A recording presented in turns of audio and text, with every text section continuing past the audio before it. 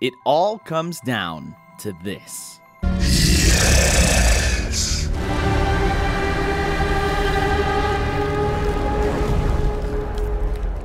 Debatably my favorite video game genre, the superhero game. And I know, you may be asking yourself, "Oh, mate, that's too goddamn vague. We have so many superhero games and so many genres, you're gonna have to pick one, you stupid man, shut up!" Silence.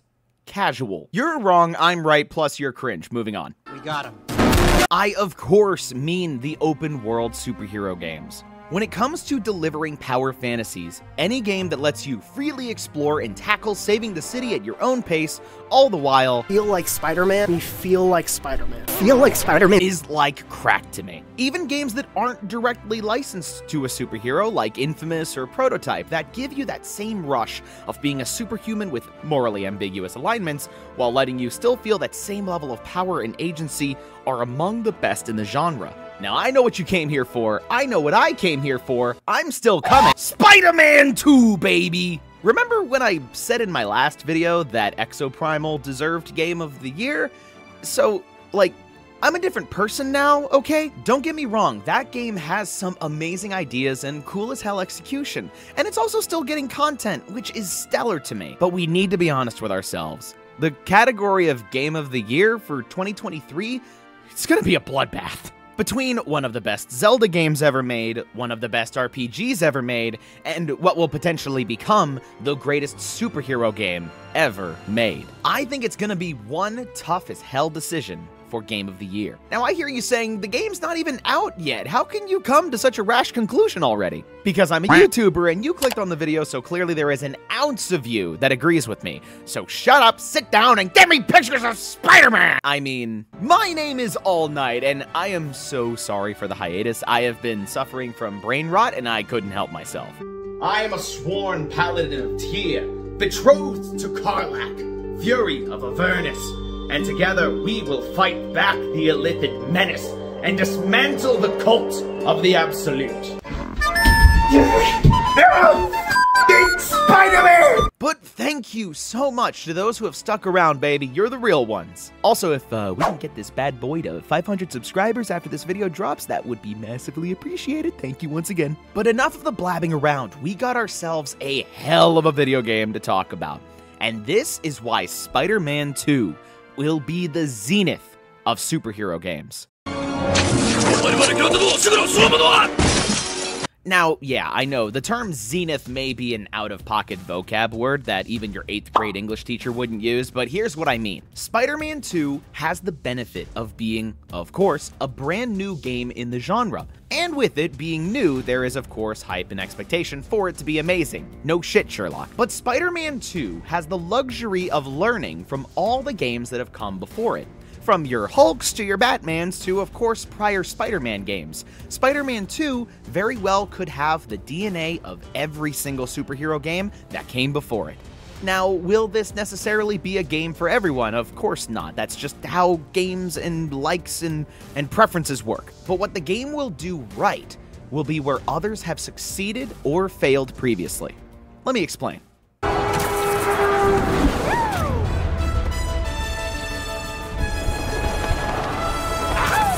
Yes, Reddit, we know. You got your new fucking swinging animations already. Now quit dry humping your body pillow and listen up. Spider-Man 2 is already looking to be a gorgeous game. Hell, the prior 2 installments in Insomniac's library here were already beautiful games.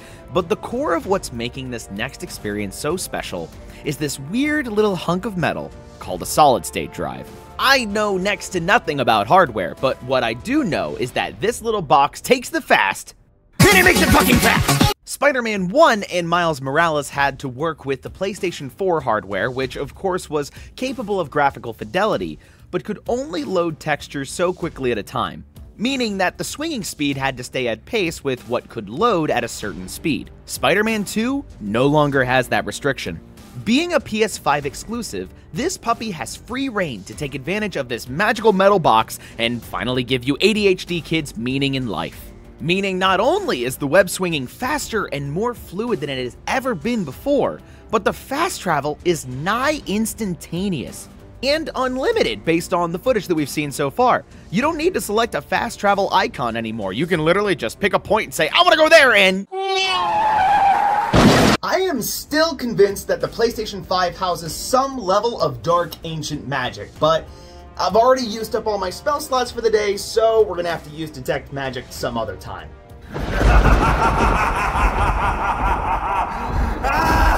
The speed and freedom is going to be what gives Spider-Man 2 the edge from its contemporaries. Yes, Spider-Man 2 was fast. Yes, Web of Shadows was debatably even faster. But tell me, is Spider-Man a hero that is only known for speed?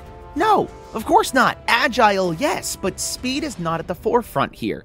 Freedom is. You telling me you look at that suit with that color scheme and you ain't feeling the least bit? All I'm trying to say is that yes, it's great that the swinging can be faster, and with the all-new web wings, holy shit, we're gonna be flying across New York in an instant.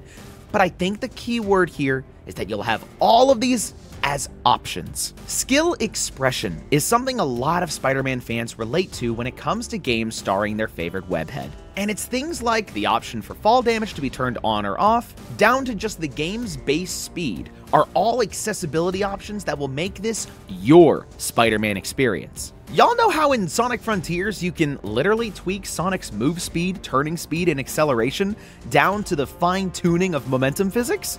I think it's stuff like that, if included in Spider-Man 2, would shatter the goddamn internet in no time. I don't know for sure if Insomniac will go that deep, but if they did, oh boy. Regardless, the movement and fluidity of the traversal in this game is going to be top-notch, we know that for sure. I mean shit, we are literally getting a Batman glide. I even think the psychos from the Arkham subreddit will be happy here. On that note, please don't go to the Arkham subreddit. This is your first warning. You're gonna die. No, bring him down already! I'll shut your mouth permanent! I know there are a subset of people out there that say the Insomniac Spider-Man games are a bit easy, stating that the combat isn't challenging enough and that you can mow through enemies like a pile of dry leaves. While I don't disagree with that sentiment, I think you may be missing the point just a little bit. In a power fantasy like a superhero game, you of course want to feel powerful. So the skill floor needs to be high enough so that anyone who is an elite hardcore gamer can enjoy. I think where most sane people will lean towards is actually increasing the game's skill ceiling so that you can go from your friendly neighborhood Spider-Man to feeling motivated.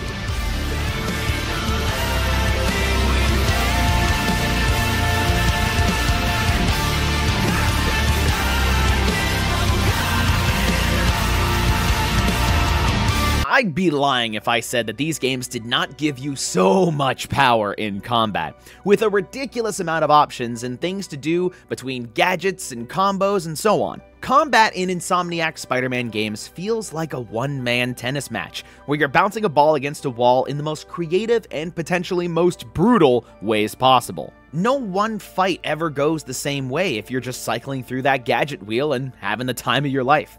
Now, where I think Spider-Man 2 will rise above this will, of course, be... I feel like I'm losing my mind. Is everybody in the world blind? Please, Lord, give me a sign, a sign. I feel like I'm losing my mind. Is everybody in the world blind? Don't get me wrong, Miles' arsenal has been expanded too, with an insane amount of new electrical venom abilities. But it is Symbiote Spidey that is the star of the show here. From the newly announced Rage Mode to mapping 8 different abilities and gadgets across the game's UI, we are going to have so many ways to make our Spider-Man fight in the way that we want. Want to use only symbiote abilities as Peter? Go for it. Want to use only web gadgets as Miles? Do it! The choice is yours. From what we have seen, I know for sure that the combat is going to go deeper than ever before in terms of the toys that Insomniac is going to give us. Now, it takes 2 to tango. Where our heroes get more tools than ever before, our enemies need to match them in order to make the game interesting.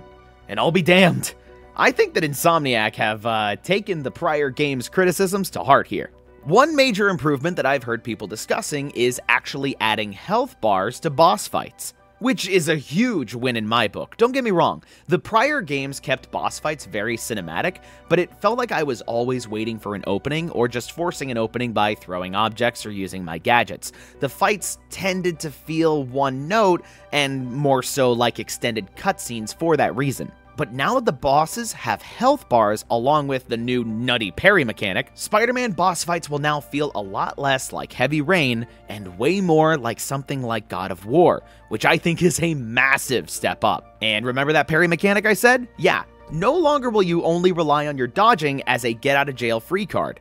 Some enemies require the parry mechanic in order to not get hit, like these mechanized Kraven dogs for example. So that will just be one more layer of combat. It almost will feel sort of like the Ratchet & Clank games, where no matter how many toys you have, you can use all those same toys, but it will come down to how you deal with enemies defensively that will change depending on who you're fighting. Which I think even the prior Spider-Man games did pretty well. This'll just turn it up even further. If I had one thing on my wish list for the combat in this game, it's for them to take inspiration from Web of Shadows. Take this from someone who has actually never even played that game, but I've only witnessed it from afar.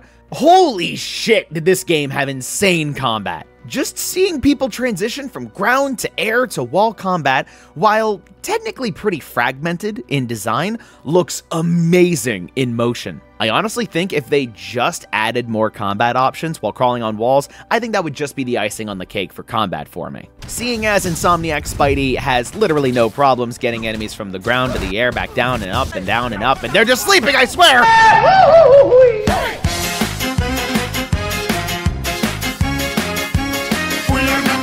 Some will argue that a superhero story is only as good as its villains, which, when it comes to the Spider-Man Rogues Gallery, is a Big Bertha-sized understatement. Damn, boy! When they announced that Kraven would be the main villain of this story, I was a little apprehensive, mainly because Kraven was never really a villain I attached to in my time as a Spider-Man fan, but when I heard Tony Todd whispering sweet nothings in my ear, don't get me wrong, even Kraven's got me hyped here, seeing as his motivations actually seem pretty interesting. And him treating the metahumans of New York as his quarry is honestly super badass. This game, much like the first installment, is set to star a lot of Marvel villains. From Wraith to Lizard to Black Cat and more. And I hear people are scared that there's too many villains in the story already and are starting to get Spider-Man 3 vibes, but bro, the first game is a masterpiece, and we literally had to deal with the Sinister Six. Double the amount of villains that were in Spider-Man 3. What are you smoking? Speaking of Spider-Man 3, we all know who the real star of the show is. They call me a god. They call me a god. They call me a god. They call me a Insomniac, we gotta talk. This is a personal note, completely outside of the context of the video. From the bottom of my heart, if you can please find a way to make Venom playable in this game. We haven't had a playable Venom in an open world Spider-Man game since Ultimate Spider-Man. Do you understand how long ago that was already? If that's not possible, I get it. DLC or a Miles Morales sized spin-off down the line. I don't care how you do it. I will literally buy 7 copies of your game to prove a point. All right? Thank you. Have a nice day. Of course they were gonna get the big, mean alien fucker into the Insomniac Spider-Man world. If the popularity of the Venom character isn't obvious enough at this point, he's got his own movie trilogy that's still ongoing, mind you, and they made him a literal god in the comics. Yeah, the King in Black storyline is actually pretty nutty. Please read it, you'll be doing yourself a favor. And my own personal wishes aside, we of course will get to use Venom-like abilities with the black suit no matter what. So even if we're the big hunk himself, or if we're just good old Petey Parkey, we'll get that same power fantasy that we've all been craving since Ultimate Spider-Man on the PS2. Say what you will about who Venom is in this game, and I honestly couldn't care less at this point who he is. I know that there is massive discourse, and the one big mystery of the game is, oh man, who's Venom? They said it's not Eddie Brock, who could it be? Look, sure, Eddie Brock has been integral to the traditional Venom story for as long as we can remember, but if there is anything that Insomniac has proven multiple times at this point, it's that they do not need to follow the traditional paths of Spider-Man storytelling to tell a good story. So if it's Peter, Harry, Jameson, or even Spider-Cat, I won't care, because I know that Insomniac will drive a good story behind the character first before succumbing to tradition. Also, I will eat my left shoe if it isn't Harry at this point, because, come on! We're gonna heal the world. We're going to heal the world. I believe there's a hero in all of us that keeps us honest, gives us strength, makes us noble. Spider-Man 2 is going to be a massive title. There's no doubt in my mind. The game has a lot riding on it to deliver in so many ways. From the combat, the characters, to the open world, but one thing that may be overlooked at the end of the day is going to be for it to tell a good Spider-Man story. Now, of course, it'll be a good story, but we need to focus on the character of Spider-Man, both Peter and Miles as Spider-Man, and what that means for their story. One thing that I don't see talked about enough is just how Insomniac gets Spider-Man as a character. I didn't know there were bears in these woods. Pete and Miles both had to go through so much to get to this point, and this game's story is looking to be their greatest challenge yet. Peter looks to be carrying the brunt of the trauma in this game, because not only is the thing that was keeping his best friend alive infecting him, but it's also changing him into a monster. All the while, the man who is responsible for all of this has mutated into fucking Godzilla and is roaming the streets. All the while, a random-ass dude in a fur coat's pulling up to the scene, treating Brooklyn like the setting of Cabela's North American Adventures 2010. Things aren't looking good for Peter in this game. And Miles is going to have to deal with losing his mentor to an alien parasite that's making him lose who he really is. And we know that Miles is going to be confronting his dad's killer, Martin Lee, in this game. So the story is not going to be short on powerful moments that are going to force our Spider-Men to be the heroes we know them to be. I believe there was an interview with Insomniac a little while ago that described the story of this game as their Empire Strikes Back of the Spider-Man universe. And if that's the case, don't be surprised if we see our heroes lose in this game, or lose something valuable to them. Be it a character death or any other powerful loss, I know that Insomniac is going to make us feel the big sad in the same way they did with Spider-Man 1's ending, because holy shit, that still burns to this day. Where Spider-Man 2's story will succeed is balancing the tragedy with the right amount of Spider-Man humor and heart. And I can't wait to experience it from front to back come October 20th.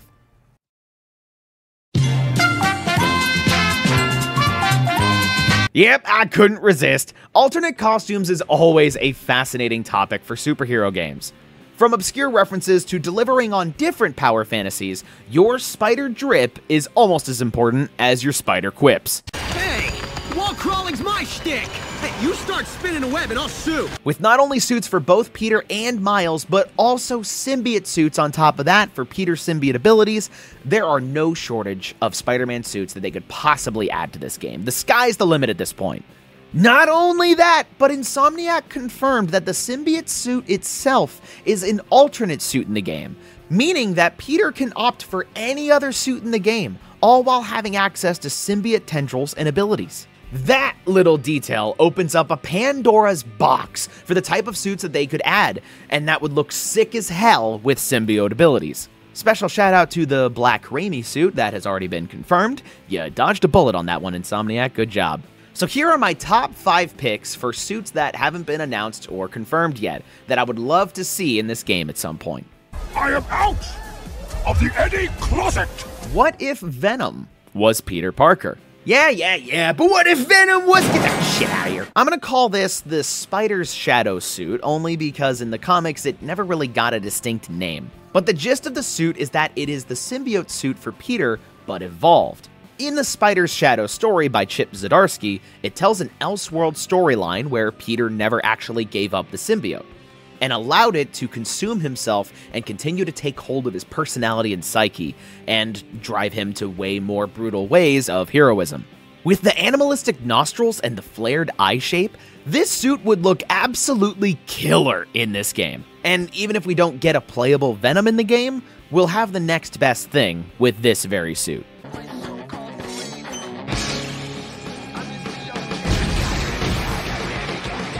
Spider-Punk isn't a stranger to the Insomniac Spider-Man games. Featured as a suit in the very first entry, this suit was designed with Peter's model and web swinging in mind. However, if you've been living under a rock, you may have forgotten that Hobie Brown saw a massive update with Across the Spider-Verse this past year.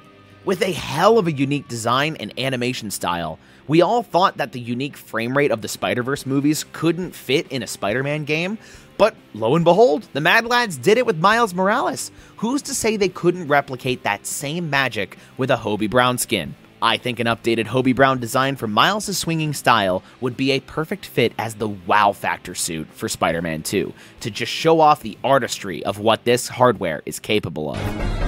Hey you! Is that a rhinoceros horn, or you just have to be... Let's see.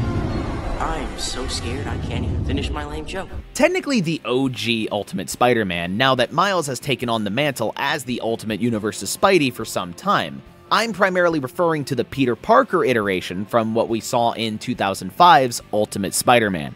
And I only bring up this version for the beautiful cell shading of the design. The Ultimate Spider-Man game is notorious for being the most comic book looking of all Spider-Man games, and the stylization of the cell shading in that game let the characters pop off the screen in a way that hadn't been done in prior 3D superhero games. So I think a cell shaded suit for Peter in this style and proportions, with maybe a cheeky symbiote variant, is long overdue for the latest Spider-Man game. What's up with your suit? Is he bleeding from his armpits? This is a no-brainer, and if you caught on yet, I'm probably a massive symbiote fanboy. Peter isn't the only spider hero that has been host to the Venom symbiote in the past. In fact, I'm pretty sure if we took a poll, we would start to run out of spider variants that haven't gotten the symbiote at this point. Point being is that Miles also got the Venom symbiote in a comic book line that looked amazing. Even if we're not going to see symbiote abilities on Miles, I think giving him at least a few suits that are callbacks to his run-ins with the Parasite in the comics would be appropriate in this case. Bonus points if Insomniac finds a way to adapt his Carnage-infected design, because, whew, that'd be a task, I'll say that for sure. The jack-o'-lantern. The chocolate ice. I am a sucker for purple, what can I say? Ben Reilly has seen his time to shine in the Spider-Man games, with his most traditional Spider-Man outfit, the Scarlet Spider, seeing the most representation. However, it's his unique supervillain persona that he developed in the comics, Chasm, that I think would be a solid, obscure, yet still recent reference to add to the game. Ben has had almost more suit designs at this point than the live-action Spideys themselves, but of all of them, I think Chasm would slide through, if only for more suit representation that would mend well with the symbiote abilities in the game. That's all it is, Miles. A leap of faith. Like, what's up, danger? It has been the longest 2 years of our lives. From online discourse to theorizing to leaks, and now we are less than a month away from what is going to be the biggest superhero game release of all time. Insomniac has proven more than capable of lifting the Spider-Man license onto its back and running with it for as long as they have. They have remixed our favorite heroes into what many consider to be their definitive iterations, with a combat system that will satisfy nearly any power fantasy, and a traversal system that is putting speed and freedom to the forefront. Insomniac are masters at crafting satisfying gaming experiences for comic book fans, and this game looks to be taking all of those principles and turning them up to 11 for Marvel Spider-Man 2.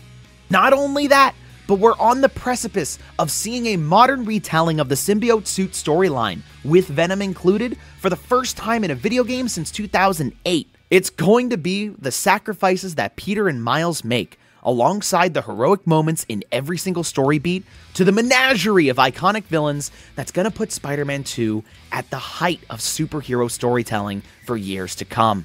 Am I exaggerating? Am I feeding an algorithm to drive hype and fanaticism over what's a simple video game? I mean, fucking maybe, but at the end of the day, I'm just a guy who's hyped to play another video game about my favorite superhero. A sentiment that all Spider-Man fans are going to be sharing in the coming days. And those were my thoughts on Marvel's Spider-Man 2, and if you stuck it out this long, thank you so much for spending the past 25 minutes with me talking about men in spandex. I appreciate it. And in case you couldn't tell, oh, we ready in this house. I am so sorry again about that hiatus, but I swear I had my reasons. Try not to dream about tying me up. Calm down! You calm the fuck down! And maybe I'll make a video talking about those reasons in due time. I am gonna want to sink my teeth deep into Marvel Spider-Man 2 for as long as I can, and rest assured, when the time comes, I am absolutely gonna make a video about it. So, if you wanna stick around and see what my thoughts are on the actual game, maybe consider thwip thwip. Do a little thwip thwip, and another thwip thwip. Thwip thwip thwip thwip thwip. But as always, I have been your host all night, and thank you so much for all the love and support. Look out for one more video before the end of 2023. As always, do not forget to stay loved, keep loving, and have a wonderful night.